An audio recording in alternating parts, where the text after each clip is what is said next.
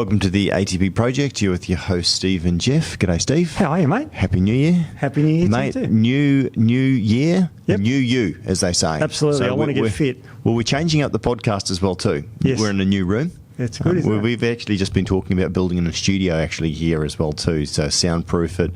But Steve, we've got some new content. We've even got some new programs that we're going to be launching as well too, so stay tuned for that. So we've got some cool snippets and some cool other programs, including health news, which we're going to be doing weekly as well too. So, but Steve, back to the podcast. Interesting new year. Yeah, I mean, New Year's resolutions, people are always trying to get fit. Yeah. So, really what we're going to do is cover some of the myths about training and supplements and recovery, specifically. So like, for example, if you get sore after you do exercise when you're just new to it, like a New Year thing, and you might get the DOMS. Yep. Remember the DOMS? Delayed onset muscle soreness. Yeah. And it's like, how do you beat that? Because you want to get back training again soon. Yeah. You want to go back there in a day or two to get back and train every day. But if you can't recover. Yeah. And it's like, what's the best recoveries? We're going to talk about branched-chain amino acids because that's a real mystery. Some controversy on that, Steve. There was, yeah. I was sent a video by a staff member here, Beck. I don't know if anyone knows Beck here, but she sent me a video of a young guy talking about the branched-chain amino acids, and he was saying that, well, they don't basically grow your muscles. Which is interesting because, I mean, if you consider that mTOR, the science is relatively sound on that. In fact, who was the guy from the States that's dating the Aussie fitness girl? Lane Norton. Oh, yes. He did his PhD, I believe, in mTOR and on branched-chain amino acids. Leucine, I think, if I remember correctly. I knew I had something to do with that. And I think the science is pretty sound there. What's controversial, Steve, is that when we started talking about collagen and Body Balance, the collagen that we use, that it's very low in branched-chain amino acids, but it uses a different way to affect mTOR. It does. And we did a podcast on that, right? Yeah, absolutely. Which is interesting. So, and this is the thing about the science, right? It's never settled. Exactly. Which could get me thrown in jail for saying that today. It's almost like with so many things that are happening, it's almost like there's this ministry of science that if you say anything against that, it's almost like you're a heretic. I know. They could almost burn you at the stake. It's like a religion now, isn't it? Well, it is. It's funny, actually. I saw some propaganda that's going up in America. Have you seen it? There's an artist, a DC comic artist, I believe it was, or it might have been a Marvel. I think it was DC Comics, who's actually done up all these things, having a crack at Biden. But he's got one of Fauci, where he's standing almost like a priest with this halo around his head. It's almost like the ministry of science. Like, you cannot question this, right? But we do. We do. And we love that. And, part of the catch cry, obviously, of the ATP project is question everything. Absolutely. And it's funny because I was having a good chat to a friend the other day about something completely unrelated, actually faith-based matters. And I've changed my opinion on the tribulation. I used to believe in post-tribulation rapture. Now I believe in and this is a big deal, like in the faith-based community. It's a big deal. You're a pre-trib, which means that we go out before all hell breaks loose on earth, right? Yeah. Or you're post-trib. Now I used to be post-trib, and now I've actually changed my mind. And he's like, oh, but that's because I'm always open. And Steve, we are as well too in the scientific mind. They say parachutes and mines to work, they have to be open, right? So, and this is the thing, is that I think empirical evidence, data, research, information, question everything, because that's where iron sharpens iron. We shouldn't be afraid of these sorts of questions. So, and as we learn more, as science discovers more, if you like, and sort of brings things into the light of day, some of these assumptions and understandings, can be modified and even be proven false. So exactly. And one of the more disturbing things I hear lately is that you have to follow the science. Have you heard that term around? It's been said a lot about all different things. Sure. And it's funny because you should always question the science, not follow. Well, I know you science. said that to me, Steve, when you're like, no, you should always follow authority. Well, you should also question authority. And I think it was Thomas Jefferson said that it is every right, and Americans love this. Like, this is why I love Americans, right? The Constitution, the Bill of Rights that they've got over there is really sound, structured document in terms of freedom of the individual, freedom from oppression, and effectively, born free to live your life and with limited government intervention. You know, the more overreach that we got in any body that tells people how to live their life, you've got crackpots at the top that want to basically subject people to their will. So, you know, that's what we need, Steve. We need that freedom. Questioning, so, absolutely. And that comes from questioning. That comes from absolutely questioning it, because it holds people to account. If you don't question authority, if you don't question science, then people can say the Earth is flat. Nobody questions it. You can't question that. We could all go around thinking that, you know, we're a disc floating through space, Steve, which some people do. Well, it's quite. I always found that funny because, you know, yes, there's some flat Earths around, but when they, you know, get a telescope, which anyone can get a cheap one, and you look at other planets, you can see them. Yeah, they're just discs, Steve. They're always pointing, you know, side on to you. They're not flat like that. They're always like that. It's you can tell they're round. Oh, that's a good argument. I haven't heard that one. Yeah, you can just tell. I mean, you know, you can look at it yourself, or, you know, obviously there's been every single disc that's actually just pitched towards space is directly towards us. There's none that are like on a horizontal plane like that. Correct. Right? Like isn't that? Well, Steve, that's just a miracle of life. See, the moon, for example. The moon's not far away from us, relatively speaking, and that always faces us because we've got a gravitational pull to it. Yeah, so that's right. We don't get to see the dark side of the moon. Never see the dark side of the moon. Yeah. But if you're on one side of the world and the other side of the world, the disc is still facing you. How can it face two places at once? You know what I mean? So it's very... It's worse than that. It's physics, Steve. But anyway, all right, we digress. Come on, hit me with some of these fitness myths. Okay, the first thing is, let's say you New Year's, and let's say you want to get fit. Yeah. And they come to you as a naturopath, and they say, okay, I want to do exercise. First thing we have to work out is when to exercise. Yeah. And is it better in the morning or is it better in the afternoon is the most common question. Well, what type of exercise are we talking about firstly? Aerobic or resistance. Okay, now, Steve, we've done a lot of podcasts on this, and I think a lot of people want to know in terms of the science. My understanding is, and correct me if this has changed, that doing cardio first thing in the morning when your cortisol levels are high. Yep. And then doing weight training exercises in the sort of mid to late afternoon typically is when you're strongest and your hormonal profile That's is best. exactly right. You've actually hit nail on the head. Now, I've got a paper here that I found very interesting. Basically, and I'll just tell you about it, and then it was published in Clinical Obesity, so quite a prestigious journal. And what they tested was they tested morning and afternoon exercise and calories, metabolism, and all that sort of thing. Yeah. And what they found that if you exercise in the morning, you actually burn more calories than doing the same exercise in the afternoon, over a 24-hour period. Sure. And I thought that's very interesting because, well, let's say you exercise after work, you finish at 5, you gym till 6, you'll be asleep by 9 o'clock, won't you? Yeah. So your metabolism goes, it might ramp up then, but then it'll drop when you sleep. If you exercise in the morning, you stay awake all day, obviously, and therefore your metabolism stays slightly higher. So this paper showed, basically, and I'll read it, morning exercise caused significant weight and BMI, body mass index reduction, during 6 weeks, which was beyond the exercise calorie deficit. So you're burning more now, Steve. Will you burn more muscle tissue though? And how do you prevent muscle tissue? How do you promote lipolysis and fat burning as opposed to just indiscriminate calorie destruction, which could obviously burn muscle tissue? Yeah, there's two ways of doing that. What we do know is when you destroy your muscle, like when you exercise hard, you damage your muscle. That's with weights. Yeah, but I'm talking about with, say, fasted cardio, and we need to get into the whole thing as well. Do you know what I'd like to do? I just had an idea, and I think this would be really good, and I think a lot of people would be interested.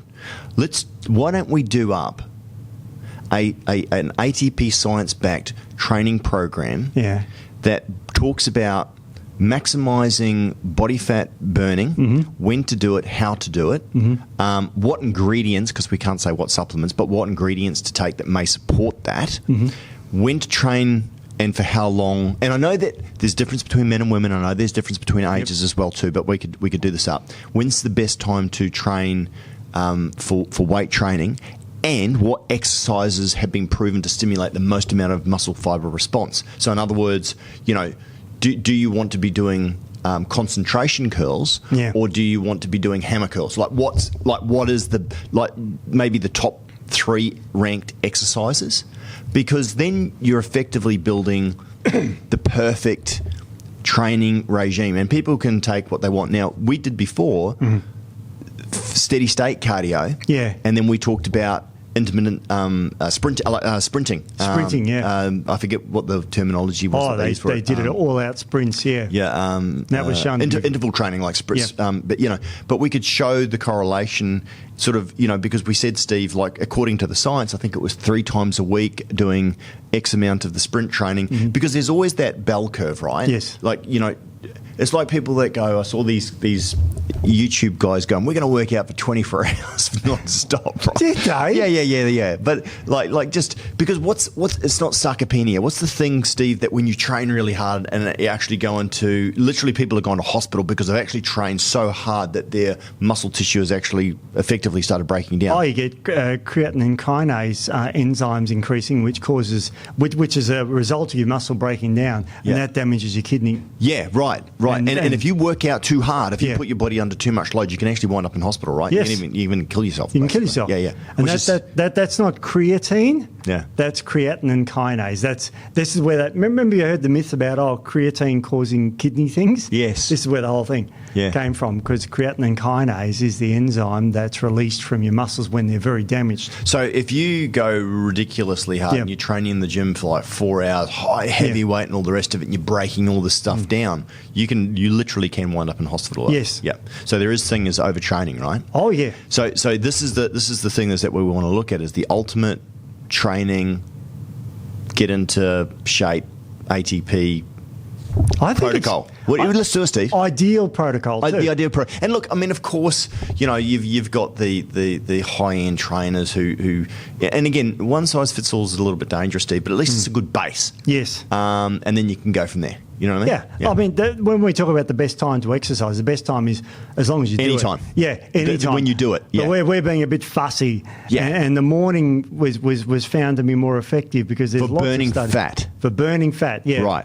But now you are stronger in the afternoon. Yeah. So that's a better time to do weights. If you can be bothered doing, that. Yes. But I mean, realistically, you could think, roll out of bed, fasted. Yeah. I mean, again, myself personally, I believe in the old strength sensei who passed away a few years ago, Charles Poliquin. Yes. Right? Now, he said, and I agree with this as well too, the first thing that you put into your oral factory, and Steve, maybe you can fact check this, because this is what I love about the fitness community, is that they are prepared to try things to see if they work. And it's anecdotal, but many of the times they're way ahead of the science because they're out there experimenting on themselves like guinea pigs, right? They do. Sometimes not so good, but sometimes right. But through this, I mean, again, it's always like those, I always look at those people that, in Africa, how do they know that berry's fine, but that berry will kill you? Well, someone probably ate that berry and they looked at him and they went, well, he's dead. Yeah. I'm not going to eat that berry, right? But it's the same thing with this as well too. But he said that what you put into the oral factory actually stimulated that. So if you're putting in fats into your mouth, you're more inclined to burn fats. Now, that would be really interesting to have a look at that. But certainly as far as up-regulating, if you like, the body's ability to burn fat, we want to create like a cool protocol that people could do. You don't want to eat a muffin and then go training, right? No. So then, and a lot of people use acetyl L-carnitine because it helps with, obviously, the palmital... carnitine palmital transferase. Yeah, there you go. So good to have you, Steve. Yeah, I'm a nerd. Yeah. There's always a nerd. I always get my phrases mixed up.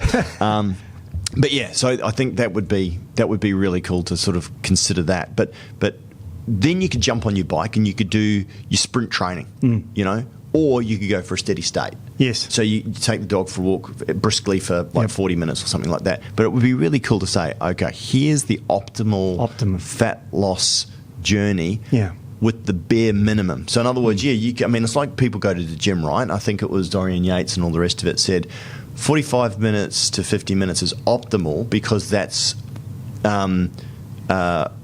hormone load, reducing too much cortisol, but making sure you're getting peak levels of testosterone and growth hormone. And after that point, they drop off a cliff, right? Yes. So it was always, and I think the Bulgarians had this sort of thing as well too, and they brought in periodization and microperiodization and all the rest of it, which then went through the things. But without getting too difficult, with creating a baseline, I think for the average person and average to intermediate, maybe not the really high end, obviously, level, it would be really cool to look at that. Oh, yeah, optimum. And the thing is, it all comes down to time, too. A lot of people are time poor. And when we did our podcast here about the sprinting, that was a great way. You could do 20 minutes of exercise and get a really huge benefit out of it. Yep. So if you're time poor, that's a great way to exercise. And you're right about the gym, because if you go for more than, say, 45 minutes, I don't know how people do it, because you're supposed to really go to exhaustion. Now, I'm not the fittest person in the world, but when I go to the gym, 45 minutes is about my limit, because after that, I am stuffed. I guess it depends how much time you're on your iPhone. Yeah. Yes. These young guys and girls. I don't take my phone to the gym. Why? I mean, I'm sure that the hardcore guys out there must get really frustrated with some of these young punks, these young stallions sitting there, you know, in their gear, and sitting there talking to their girlfriends or talking to their friends, and they're not looking at their rest periods. I mean, typically, Steve, if you're lifting heavy, you want about 3 minutes for the ATP to recycle. We should put that in there as well too. Yes. I mean, obviously, if you're looking to keep your heart rate higher and you're more interested in burning body fat, but I always say, why are you at the gym? I mean, unless you're really time poor and that's the only time that you've got to train, right, in the afternoon. Great, do that, maybe jump on the bike, keep your heart rate high. Yeah, you're going to get some benefit for muscle tissue. Yep. You'll probably sacrifice a little bit of gains, but you probably will burn a little bit more body fat. But realistically, if you're lifting weights, lift weights to build muscle. The more muscle that you have, the faster your metabolism is going to be, the better your glucose disposal is going to be, the better your hormonal profile is going to be, and you're going to burn fat anyway. Right, and there's the screw cardio guys as well too, and I love those guys. Right, I mean, again, well, it's not screw cardio; it's F cardio. Yeah, and I love it because you know what, they're living life on their terms. I mean, the only thing is, and I think we had Luke Lehman, and he was talking about I think that without cardio, that your right ventricle, I think one of the ventricles in your heart doesn't grow properly. It'd be the left ventricle. It's the left ventricle, isn't it? The left ventricle takes the blood and pumps it around the body. The right ventricle pumps it through the lungs. But, I mean, let's face it, mate, when you're lifting weights, especially heavy weights, you're putting the body under a fair amount of stress. You're improving your lungs, you're improving your heart.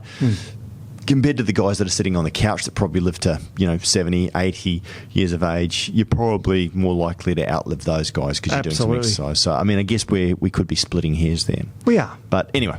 But it's interesting because, you talk about these influencers and videos and the video that Beck sent me about the BCAA, he was basically saying that BCAAs don't grow muscle. Right. And I went, and he quoted a paper, and he did the classic mistake of just putting the abstract up there. Well, Steve, it's really funny, right? I mean, this abstract thing is just a great insult.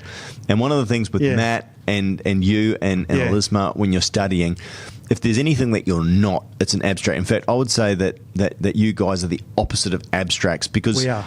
There's no abstracts here. Well, the thing is that papers. Me, Steve, I'm reading one of these papers. I'm an abstract, and I wouldn't even say I'm an abstract scientist, but I can read the abstract, as which many people do, and they can take away the conclusions of the people from the study because they sort of catch what they're pitching, right? And they take that as gospel. Yeah. Whereas you guys, because you're actual real scientists, you actually dive into the body, you understand the what they're saying, and then you can actually draw your own hypothesis and conclusions. Yep. From that, and many times I know that Matt and Elisma have said to me, and you as well too, that you actually believe that the abstract is complete crap in varying degrees. It's misleading. I'll give you an example. Oh, okay. This is a great example. Well, there you go. I mean, this wasn't set up at all, was it, Steve? No, not at all. Okay. So this is a review paper published in the International Society of Sports Nutrition. So a pretty big paper. Now I'm just going to read the conclusion of the abstract, okay? And we'll go from there. And I'm quoting this here. It says, "We conclude that the claim that consumption of dietary branched-chain amino acids stimulate muscle protein synthesis or produces anabolic response is unwarranted." Right. So they say that BCAAs don't grow your muscle. Right. Now, that's I'm just quoting that there. That's our paper. But on baseline, Steve, if you're just standing there, you haven't trained, there's no need for building blocks or tissue. Yeah. I mean, if someone thinks that, put it this way, if someone thinks that they're going to sit on the couch like Cartman, watching TV and sucking down branched-chain amino acids, their muscle tissue isn't probably going to grow. They'll probably preserve their muscle from breaking down, but they're not going to grow muscle by doing that. Do you want me to, now this is actually going into the journal. Yeah. And how did they come to that conclusion? And I'll read this and I'll quote this. The focus of this review has been the response to branched-chain amino acids alone. So you just having branched-chain amino acids, full stop, no other food. Well, yeah, okay. So of course, there's three amino acids in branched-chain amino acids. And there's 8 essential, right? Yeah. Of which branched chains are 3. 3 of them. And I guess the whole idea around branched-chain amino acids is to increase mTOR. Yep. Right? And that's a critical component of the stimulus. But it's like anything. If you don't get vitamins, you can eat all the amino acids, you can eat all the protein, but if you're not getting vitamins, you're going to die. Of course. Right? You need all the essential amino acids to make your muscles. Yeah. They just said, what if you only have 3 of them? Oh, it doesn't work. Well, of course it doesn't. I know. And that's why, as I said, I read the abstract and then I read the methodology on it. And but actually, the paper goes on, if you read it, it says, for example, the addition of 5 grams of branched-chain amino acids to a beverage containing just 6 grams of whey protein increased muscle protein synthesis to a level comparable to that induced by 25 grams of whey protein. So it works dramatically when you have it with other food in your diet. Yeah. Which everyone does. Absolutely. And I think, look, the nice thing is that and I guess, and I'm going to summarize really, branched-chain amino acids are an unbelievable tool for building muscle tissue. Yep. And that I think for people that are training, they probably do need more than what they get across their broad diet, unless, for the most part, and for people who maybe, so by supplementing with slightly more branched-chain amino acids into your diet, you're already getting all the other amino acids from your diet, mainly. Which is, and look, this is the argument: should I take essential amino acids as a supplement, or should I take branched chain amino acids? Well, I think both are good, and I wouldn't say that taking BCAAs alone is not a good idea. But I think in terms of obviously branched chain amino acids, yes, absolutely, and this is where the abstracts can undo a lot of people. Well, I just read you an example of one. Now I'll get you some other science. And that's not very difficult to look into that study to find out what's going on. So branched chain amino acids, let's put it to bed. Yeah. Yes, they're absolutely beneficial for building muscle tissue. Yes, you do need your other amino acids as well too, which you should be getting in your diet. If not, you'd die. If you don't get the 8 essential amino acids, you're going to die. There are other mechanisms of BCAAs. Yeah, they build muscle, that's great. Yeah. But they also can actually induce your training, can actually make you train longer before you get fatigued. Really? Yeah, great study. I have never heard that. The mechanism is that they compete with tryptophan to get into the brain. Okay. Right. Is this, because we've done podcasts before on tryptophan steal, and we've also done podcasts as well too, that if you drink too many branched chain amino acids, it can actually lead to depression. Yes. Right. Now, also, but it's like you don't want to take caffeine every hour on the hour, right? No. And have 300 milligrams of caffeine, like you'd never sleep and you'd go into psychosis. Now, serotonin in the brain from tryptophan makes it sedates you and makes you feel calm and relaxed. Right. When you're exercising, you don't want to feel calm and relaxed. No. You want to be go. So the branched chain amino acids actually put off fatigue by knocking out serotonin in the brain. Wow. So actually having some branched chain amino acids before you go to the gym could be a beneficial thing. However, Steve, if you're taking branched chain amino acids before you do cardio, I wouldn't recommend that.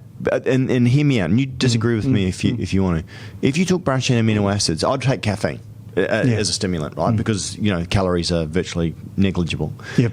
Whereas if you take branched chain amino acids, the body is specifically through glyconeogenesis could break those down and utilize that as an energy source as opposed to using body fat. Yeah. I mean, is that true? That's true. Okay. And in this study, they gave a whopping 20 grams of branched chain amino acids, which is 80 calories. Yeah. By the way. So the branched chain amino acids in this placebo-controlled trial got you to exercise 5 minutes longer till exhaustion. So it put off exhaustion. Yeah. So it was good. Another study here on the branched-chain amino acids basically stops muscle damage and ameliorates muscle soreness after resistance exercise in trained males. Ameliorate?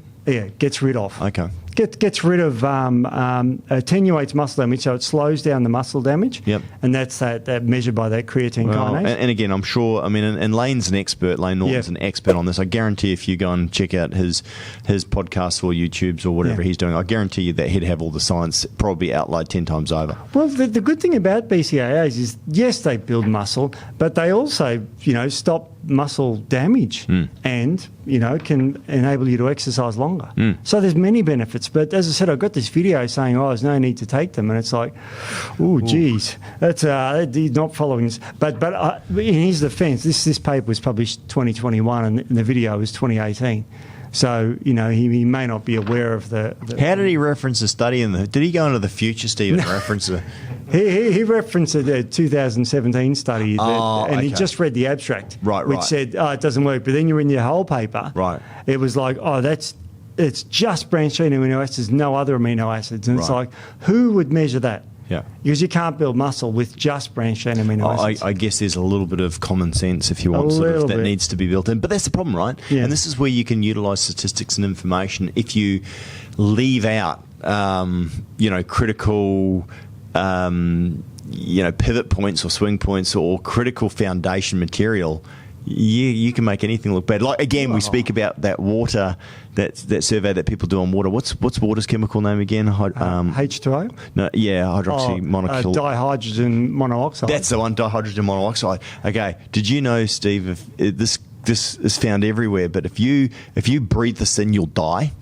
You know that it's actually found in almost all cancer cells, and it causes unbelievable oxidization, throughout the world. Should we ban it? Yeah. Most people are like, absolutely. Ban it. Actually, we should get an ATP ban. What's it called again? Dihydrogen monoxide. Dihydrogen monoxide. Sounds scary, doesn't it? And this is what people do. This is what clickbait does. This is what the news media does now. They just go on about the scary dihydrogen monoxide. Oh, yeah. Well, oxygen is an pro-oxidant. It is a major problem. But isn't it, don't we love it when you actually if you take a view, Steve, you can make anything sound freaking scary. And that's unfortunately what happened on these videos that Beck sent me. And it's like, you're not looking at the big picture there. Well, a couple of things. I think people don't want to be taken as a fool. I don't think people want to be hoodwinked. And I think people want to find information that's actually relevant, that they can talk, hey, did you know that branched-chain amino acids are useless? Because, again, I guess that guy, he might have believed it. But, what a shame, right? He's probably got a large influence and he's probably convinced a lot of people that... It was a pretty good video and a lot of it was true. But when you just read the abstract like he did, he just put the abstracts up there, I went, that's a worry. And that's because you don't read the methodology of the paper. Now, you can't build muscle with just 3 amino acids, the branched chains. It has to be 9 plus. Yep. And so they just looked at what if you just give those 3. Of course it won't build muscle. Yeah. But that's what the paper was all about, So, that's why he said, it's useless. And it's like, people eat protein throughout the day. You know what I mean? So, Steve, branched-chain amino acids...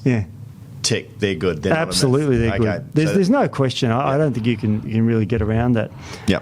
So it's very interesting because a lot of people drink branched-chain amino acids and work out to tone up, and that's an interesting term that I've heard people use before. Everyone's heard the tone up. You want to tone up. Well, tone obviously means improving muscle tone, strength, size, and more likely losing a bit of chub. Correct.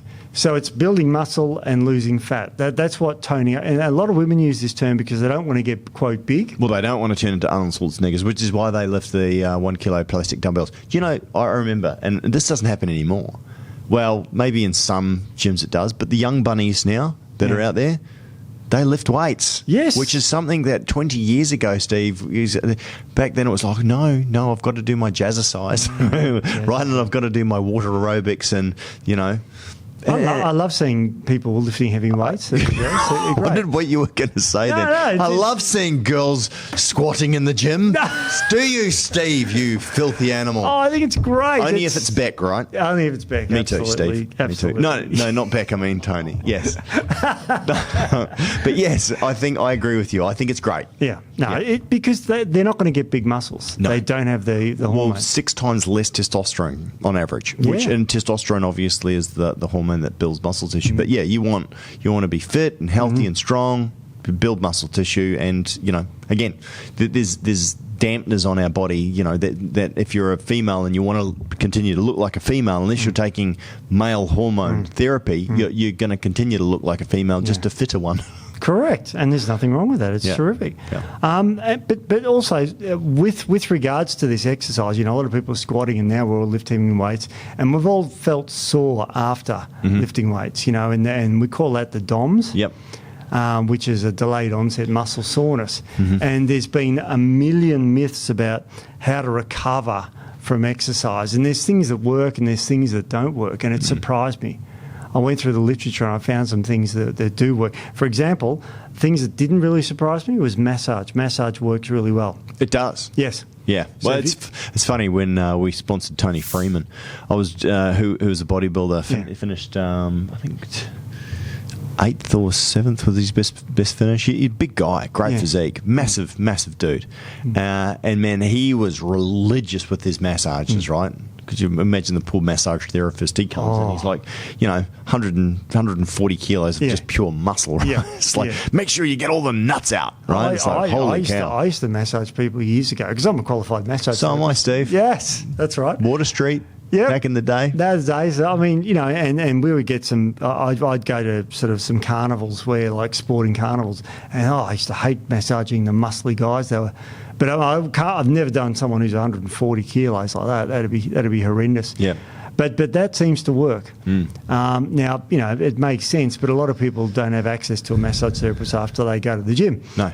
But if they do, then that works. But if you don't, having a cold bath or a cold water immersion is actually a good thing. So a cold bath is a good thing.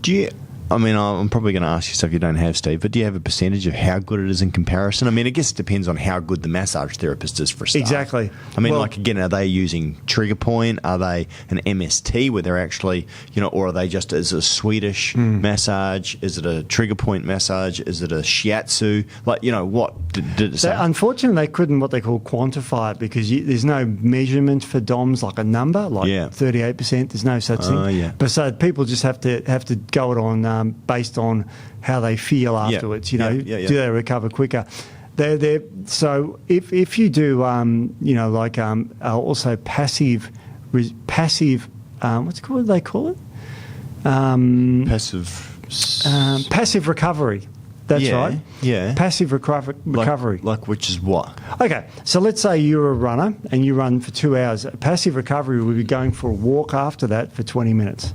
So you use the same muscles, but at a much lower intensity. When I was playing football, Steve, a couple of years back, one of the things that we started doing a lot, because don't forget I'm playing in the over 40s league back then, massive amounts of calf, hamstring, some quad injuries, some Achilles tendon stuff as well too, right? Yeah. Because I mean, a lot, especially the gastrocnemius, very fibrous sort of a muscle as well too. There's not a lot of blood flow there. No. But we started implementing that after training, which was really difficult because as a kid, like you train, and then you stop, go home, and you'd be fine, right? Supplers, whatever.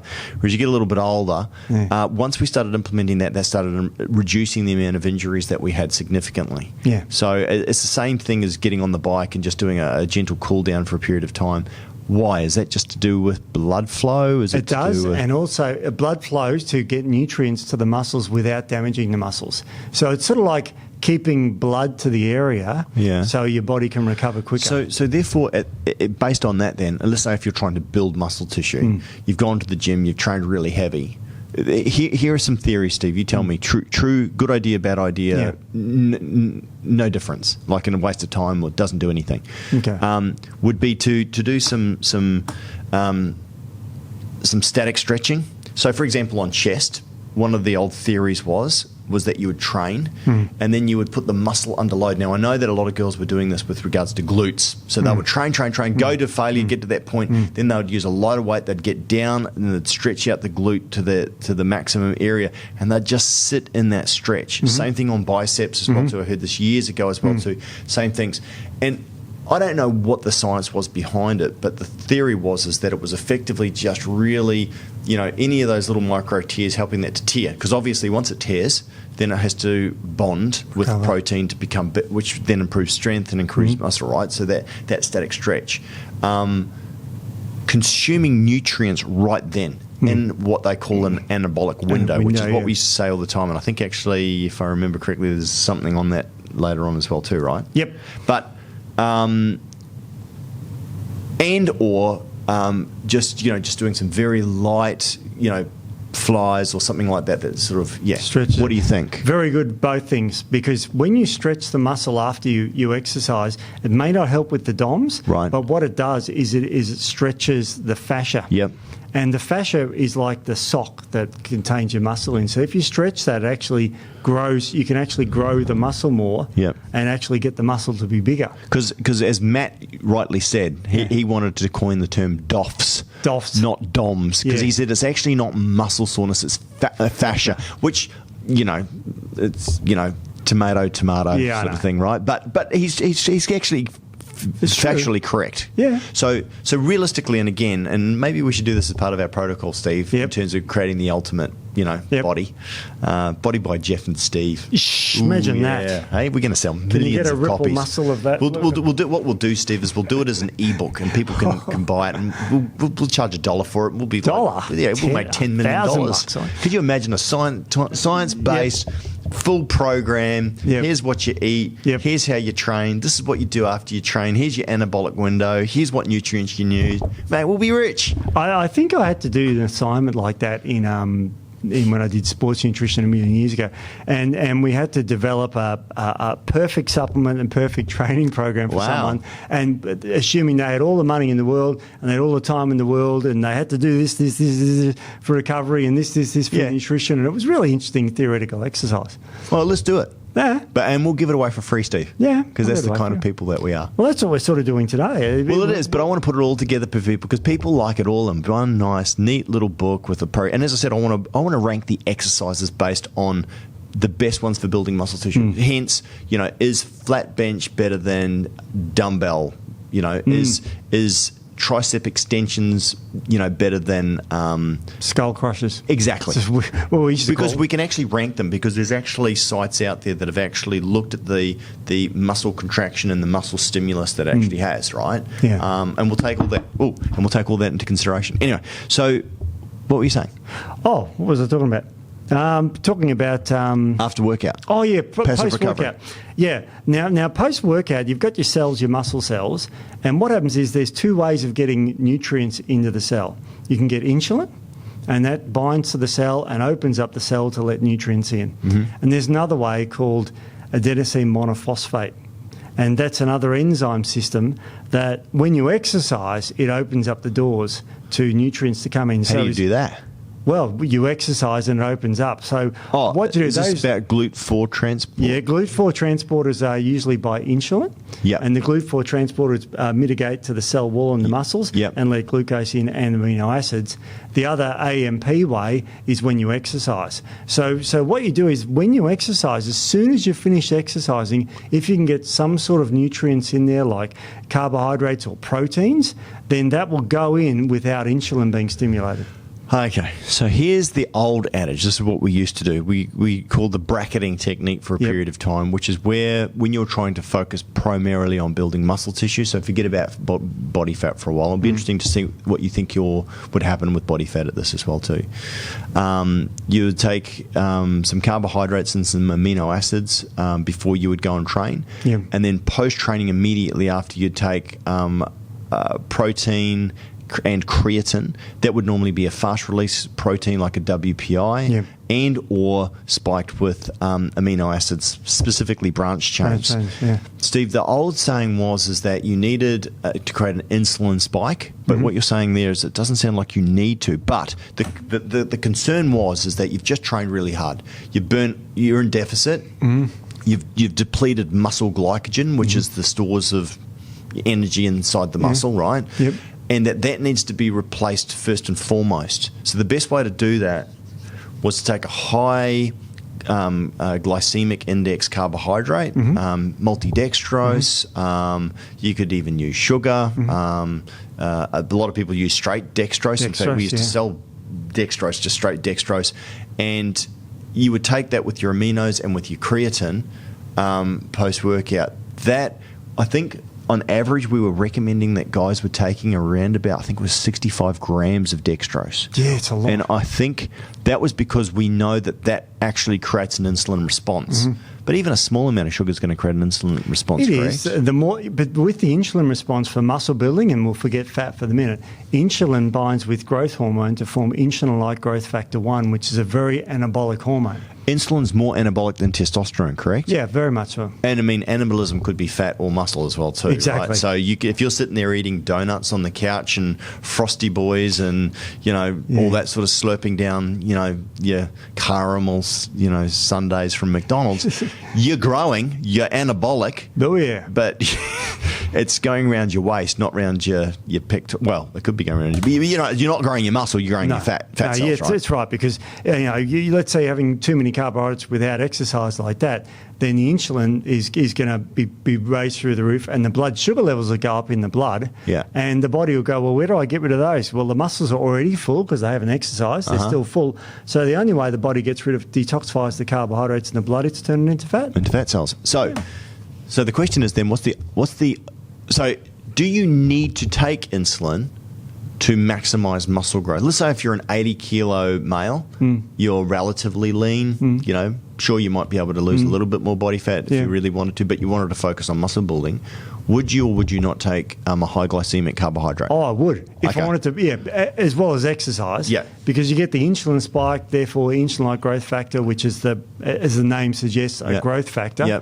And that grows your muscles dramatically. What if you're a female, you've just gone to the gym, you want to tone up, so you wouldn't mind a little bit more muscle tone, but you're predominantly interested in burning body fat and you want to maximize your body fat.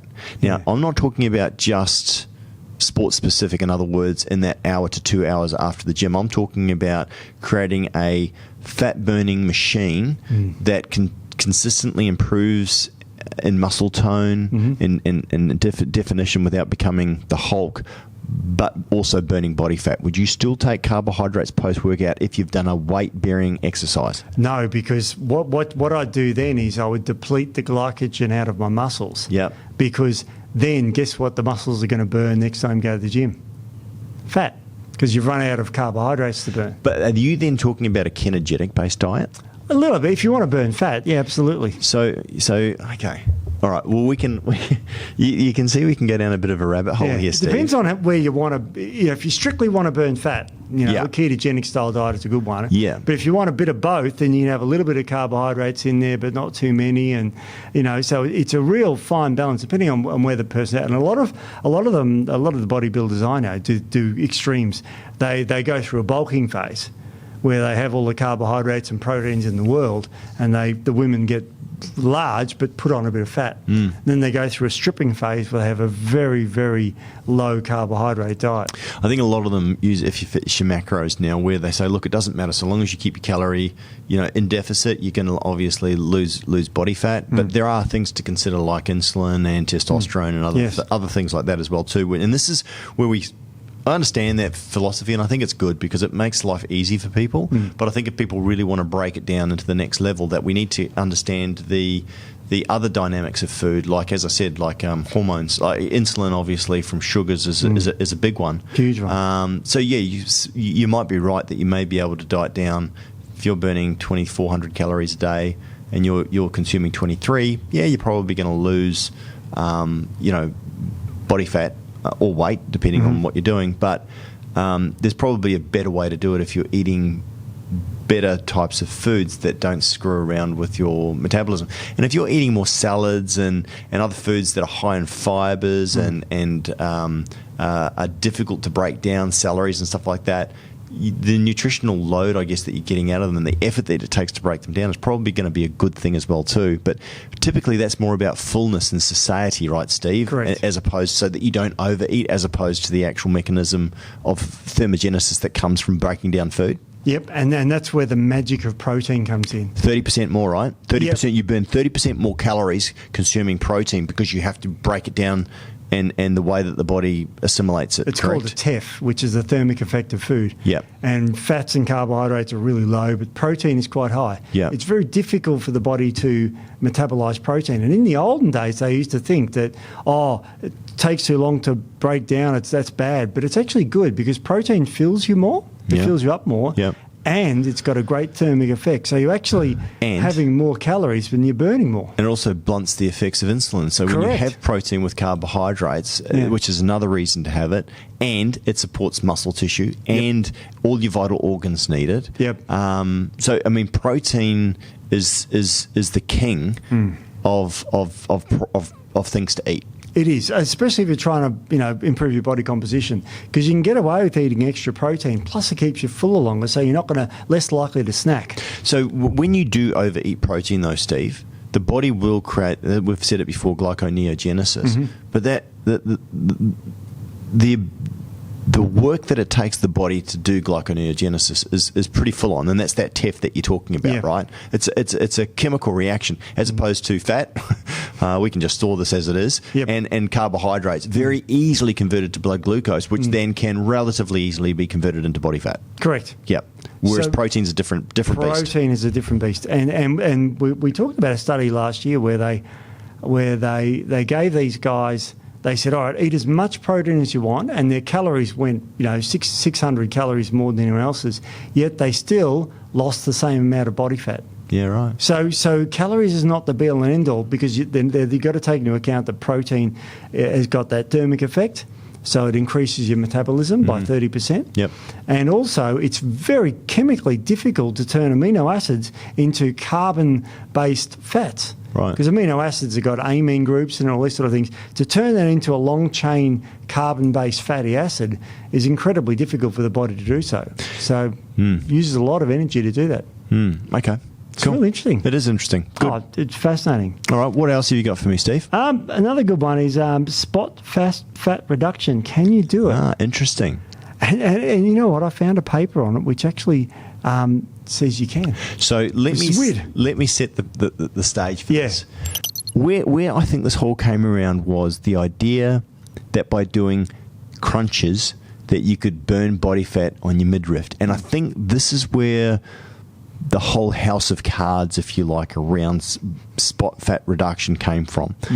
Because, of course, you can't lose body fat on your stomach or in any part of your body by doing a specific exercise.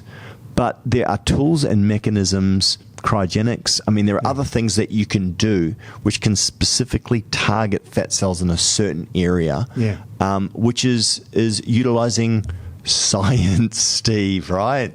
And this is, I think, where, don't question it, no, I'm just kidding. But the science is good. And let's put that forward, because 100%, you cannot do an exercise like crunches and spot reduce off your stomach. And that is the basis of the argument. This is like Galileo, and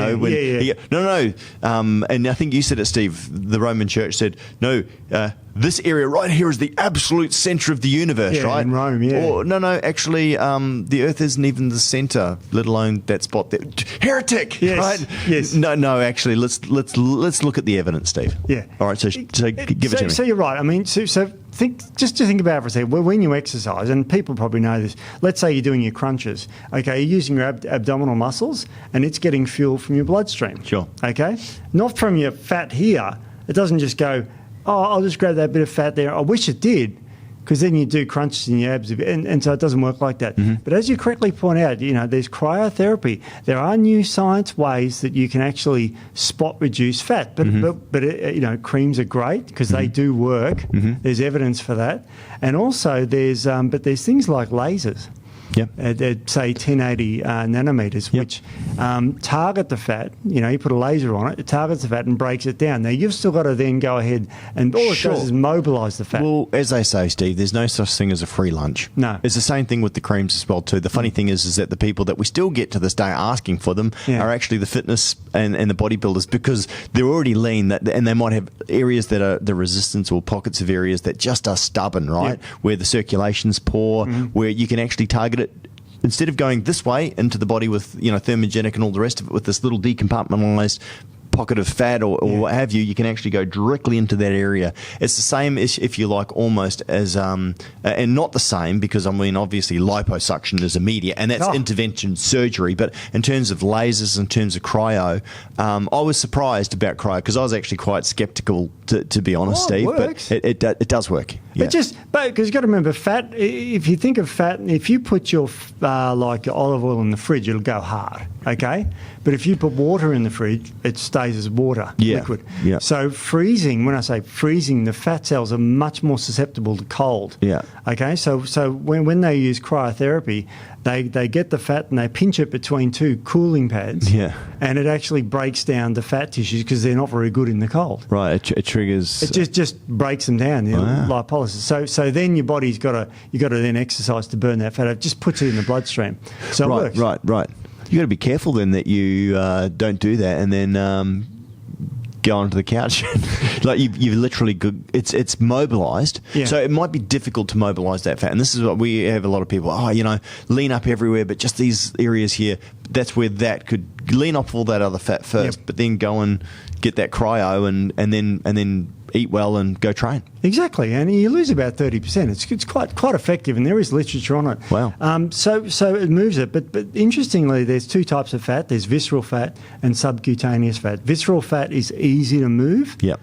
Better blood supply, right? Yeah. Around your organs. It's also more dangerous as well, isn't it, Steve? It is much more dangerous. And subcutaneous is your fat rolls. Yeah, it's the one under the skin. Yeah. Now, that's the ones that are hard to move. And also the receptors there are estrogen receptors. Right. So that's why women have vastly more subcutaneous fat. Like in certain areas, obviously. Yep. But they're high estrogen receptors. So in a male, when we get a lot of subcutaneous fat, there's probably indication of high estrogen levels. Right. So, you can treat that. Yeah. There are medical treatments for that, and there's natural treatments for that. I won't go into the natural treatments because we can mention the ingredients, Steve. Oh, okay. So things like broccoli that can help to sulforaphane. Sulforaphane in broccoli. Yeah, really good. And avoiding things like xenoestrogens, plastics, fertilizers, other things like that can cause hormone disruption. Yeah. Now, don't get me wrong. Quality sleep, it's a good one. If you're overweight because you're eating bad and everything, don't bother with that stuff. Go exercise and do all the proper things and first. Eat well. Yeah. And then, when you're down to the last bits, that's when you start to get fussy about those sorts of things. Because a lot of people try and look for the quick, easy pill. There's no magic bullet. I mean, back in the supplement den, I used to have people come in and, I used to give them a sheet and go, do you really want my help? Are you serious about this? Yeah. And I used to give them a free diet plan. Yeah. Which was just real basic. Yeah. I'm not allowed to do that anymore because I'm not a qualified nutritionist. Oh, really? Yeah, no. But it was just some basic stuff. And most people came back and went, you know what, thank you so much, not just trying to sell me a supplement when I actually needed to get the foundations right. Supplementation's awesome. I mean, I love it, Steve, the science behind it and how it can work. But if the foundation's not there, don't waste your money. And I'm saying that as the owner of a supplement company, right? But that's true. It's true. At the end of the day, because one, we'll want to make sure people get good help and good advice. But secondly, we don't want to tarnish the industry by having snake oil. Snake oil is who it's given to. I mean, I'm not going to give an excellent fat burning product to someone who's eating McDonald's burgers and sitting on the couch and think that you can give them a fat burner and that they're going to lose weight. It's like throwing a bucket of water on a raging inferno. However, if you're throwing a bucket of water onto a small fire, well, that's different. That's going to significantly improve things. One of my biggest bugbears is one of the more common surgeries these days is lap band surgery, where they put a sleeve over the stomach to shrink it down so the person doesn't eat so much. Have they tried eating more proteins so as they feel fuller, so they don't overeat. Or, you know. Look, Steve, I mean, look, I'm not... I do worry about intervention surgery. Like, I don't like surgery for anything that can be fixed potentially naturally, but, you know, I guess for a lot of people who maybe have got bad advice and have tried things and it hasn't worked, I have a lot of sympathy for that. But you're right. I mean, and I wonder if they've ever tried consuming a ketogenic-based diet. I mean, and look, I say that because it worked really, really well for me. A lot of people don't like the initial feeling, the brain fog. It doesn't work for Tony. Tony can't do a ketogenic diet, whereas I got shredded on a ketogenic diet, and it was great for me because I didn't ever worry about weighing out meals or anything like that. I had a ton of protein. I ate a lot of healthy fat, so I wasn't scarfing down bacon and cream like a lot of people do on the Atkins diet. I was actually using macadamias, oil, avocados. I was trying to find natural sources of healthier fats, and then having, you know, lots of steak and stuff like that. Yeah, I did have a bit of bacon, but that wasn't my main. You know, I wasn't having cream and bacon for every meal, if you know what I mean. I mean, that Robert Atkins diet from 2003, the Atkins diet, Diet Revolution, or that book came out, it was absolutely fascinating. Yeah. And I mean, all right, there's a few problems with it, but the fact that he was advocating cheese and cream and all this sort of stuff, and there were trials done on his diet, and it seemed to work, the weight loss. Now, the health side of things, questionable, okay? But the fact that he was putting people on a high-fat diet and they were losing a lot of weight was incredible. Well, it came down to, I think, Steve, the overeating of sugar. Because you could look at it that way, right? I mean, in today's Western diet, like the amount of sugar that's hidden everywhere, right? Tomato sauce, I mean, you know, obviously the refined high corn fructose syrup and all the rest of it isn't everything.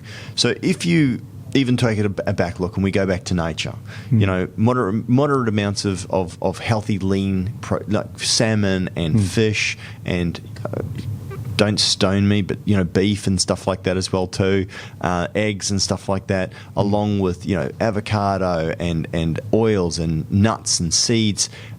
And then incorporate, obviously, plenty of fresh leafy greens and things like that. Just removing the sugars alone, you're going to create less insulin spikes, which means that your body you're going to feel fuller through the fiber and also through the protein and the fats. So you're going to eat less calories, and you that's how to eat. But people won't, Steve. I think people are busy. They want convenience. They want it now. Like, I get it. I'm not judging them. I'm just saying that's probably why we have an epidemic of obesity, and it's only getting worse. It's getting worse, and you're right about the sympathy with the lap banding and the liposuctions and all this sort of stuff. I actually, you know, when you think about it, it's not a bad idea. Liposuction, you got fat there, you put a tube in there, it comes out in a jar. In a few minutes later, you've lost it. But it's just the problem with that is, of course, the expense, but also the complications of the surgery. You know, I've heard too many horror stories. So they use, you know, they don't knock you out. They use things like fentanyl and midazolam and all these sort of drugs. I didn't even know that. You know, they're not like, it's not like Propanol where you have a normal anaesthetic. It's dissociative drugs and pain-killing drugs. Wow. Because it's very painful, obviously. But so the person's awake when they're semi-awake when they're doing lipo. So there's been problems with that too. I've heard as well too that certain areas can get taken. They don't do it right, and then you end up with bulgy and misshaped after results. Like fat comes back in certain areas, right? So I mean that would be a bit of a you miss a little patch of it, and that patch will grow, because the cells can expand. Yeah, and even they can replicate it. Proliferation. I mean, if you do it perfectly and you get every bit out and all that from a great practitioner, great. But then again, where does it end? I mean, you can't lipo visceral fat out. So it's only got to be the last. I don't think people really care about that, Steve, because they care about the fat they can see, not the fat that's hidden, right? But look, as I said, we're not saying just be careful. We are saying be careful. We're not saying don't go. Try this stuff first for months. You know. What's wrong? Well, Steve, I think people are looking forward to our free ebook. Yeah, that we're going to become millionaires off. Well, you know, getting up and going for a swim in the morning. Maths was not my strong point. Yeah. But, you know, we're trying to get up and do some exercise in the morning, eating well, these shouldn't be the hardest thing in the world. And I like morning exercise, not only because of the data and all that sort of thing, but, in the afternoon, like, all right, I'm going to exercise this afternoon, but often things get in your way and you can't, something happens and you can't exercise. If you do it first thing in the morning, it's out of the way, it's done. And I think for people that are time poor, and I think this is, and people listening to this going, I just need to start exercising, not, okay, I'm going to do cardio in the morning and then weights in the afternoon. Yeah. I totally hear you. So, and as Steve said, the best exercise is the one that you do. So just work out a time, carve out a time, set it into your phone and go, right, I'm doing it. Yeah. And the big thing is momentum. 3 weeks to create a new habit. There was, I forget his name, but there was a businessman here in Australia, and he set a goal that he would not break, which is that, because he was upsetting his wife, that he kept forgetting to put his pajamas into the hamper after he'd wake up every morning, and it was really ticking his wife off, right? So he went, right, I'm going to create a new habit, and to create a new habit takes 3 weeks of absolutely do not miss a day, nothing, and if you do make a mistake, correct it as soon as you're aware of it. So he went all the way into Adelaide, because I think he lived down in South Australia and he lived out in the hills somewhere. He got all the way in. He had a board meeting. He's sitting in the board meeting and he remembers that he did not put his pajamas in the hamper. So he excused himself from the board meeting, right, and he jumped back into his car and drove an hour and a bit home and put his pajamas in there. And he said that was actually the best thing, because when bad stuff happens, it's actually good because it reinforces a positive behaviour. It's the same thing with training. I think you've got to count the cost. You've got to work out the time, and then you've just got to say no excuses. And if you can do that for 3 weeks, it'll become part of a habit that is more likely than not going to be harder to break than harder to keep going. Well, yeah. And that's the promise that you need to make to yourself. But you've got to count the cost first, and you've got to make sure that you remove all distractions, tell your significant other, hey, I'm doing it at this time, keep me accountable, find out and just remind yourself of why you're doing it. Visual cues for me were really important when I was trying to do this. I was putting up pictures of guys, obviously, that I really wanted that sort of physique, and that's what motivated me as well too. And I remember even Tony used to be going, can't you just skip this workout? And I'd be like, no, So I can't believe she'd say that. Yeah, no, because I used to become absolutely dogmatic about it. But it's one of those sorts of things, not so much at the moment. But I think in terms of, it depends what's important to you. And if that's really something that you want to do, work out what the cost is going to be, get a support person that's actually going to encourage you to do it, and just for 3 weeks, make up your mind that you're not going to stop. And download our free ebook so that you know what to do. That we haven't written yet. That we haven't written yet.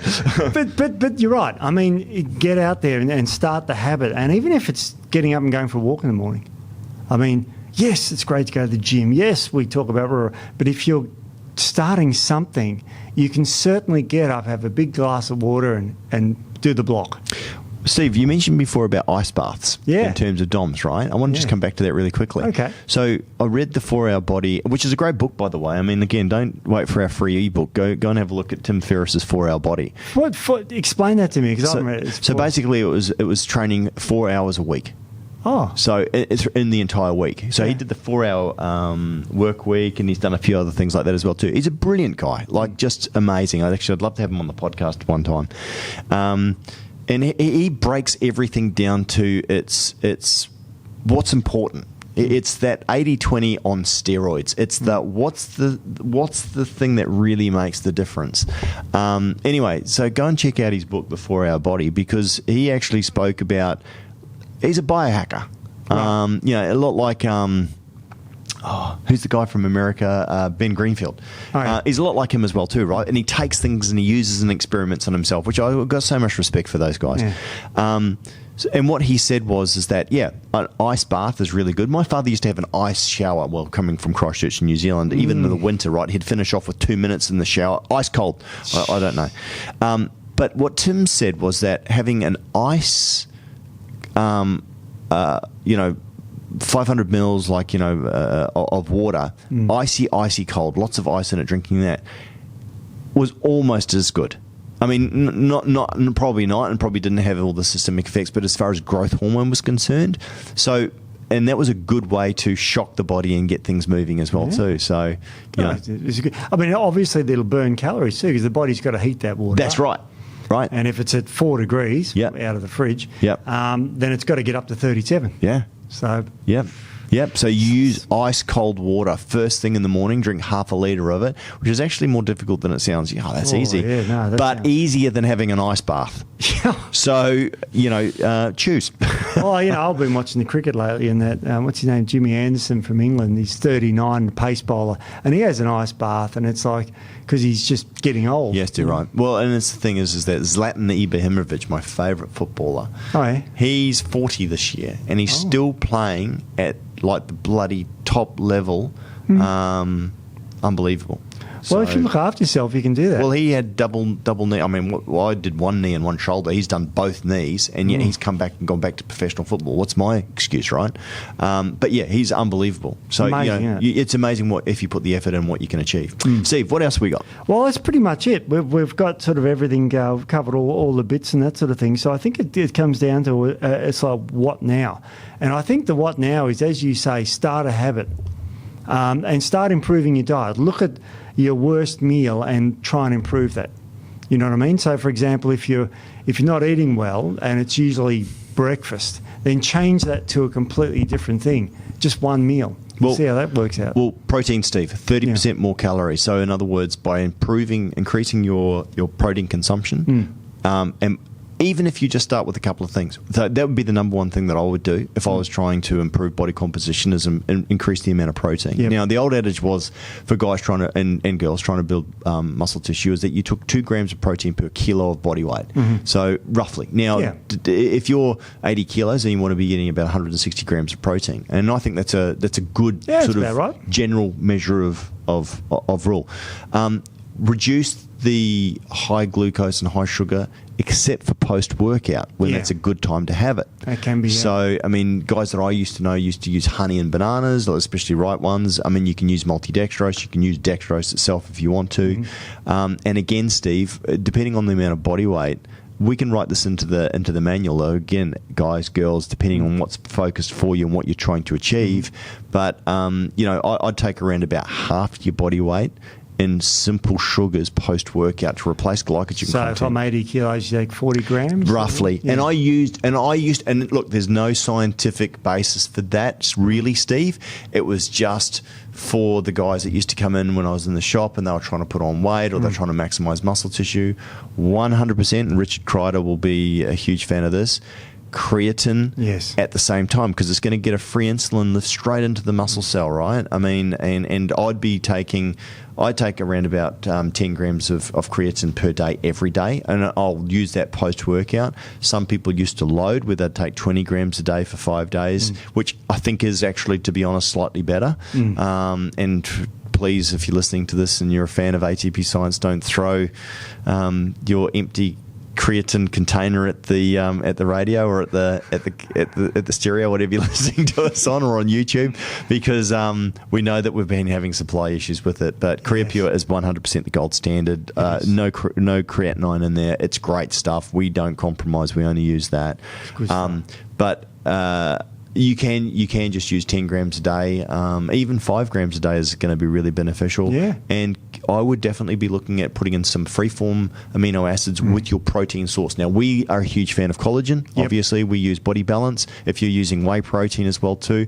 But I'd be putting in a serve of, sort of 5 to 10 grams of branched-chain amino acids post workout as well too. Sure. And as you said, Steve, if you're really focusing on building muscle tissue, you could probably take some branched-chain amino acids with your pre-workout before you go and train as well too. To gives you more endurance.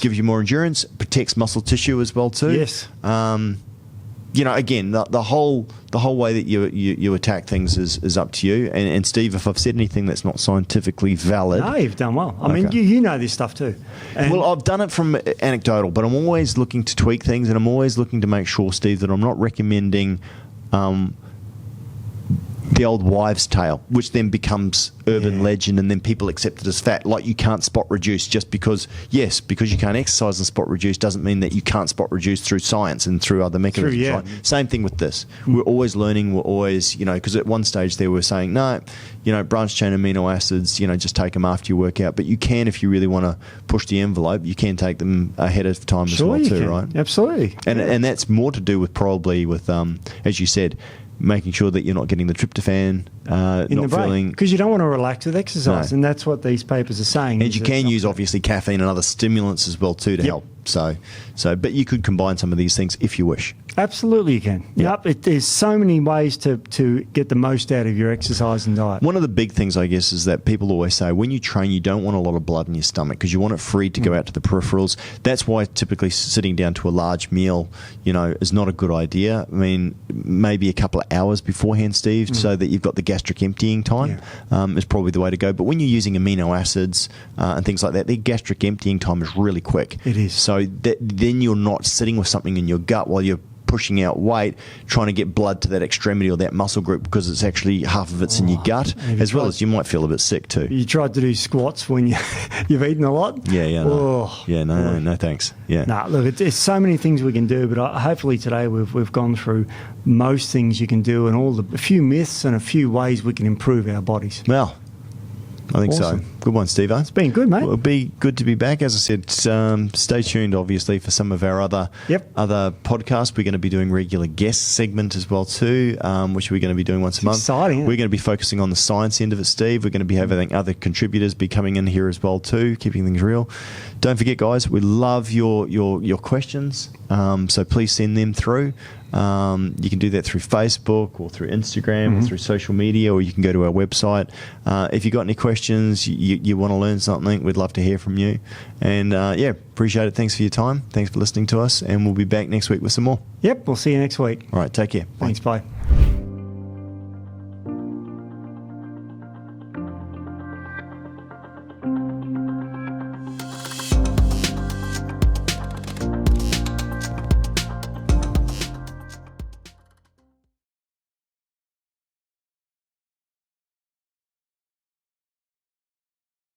No, Steve.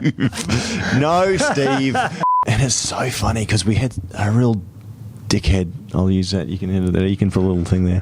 By the way, I just said if Tony dies, I'll be ringing up Christy and we'll be going out. We're recording this, are we? I mean, the young guys and girls are probably going, "Who's Christy Turlington?" Seriously, the most beautiful woman on the planet, besides my wife Tony. Yeah. Do you remember her? Do you remember her, Matt? I do. Remember her? Oh, my gosh. Her.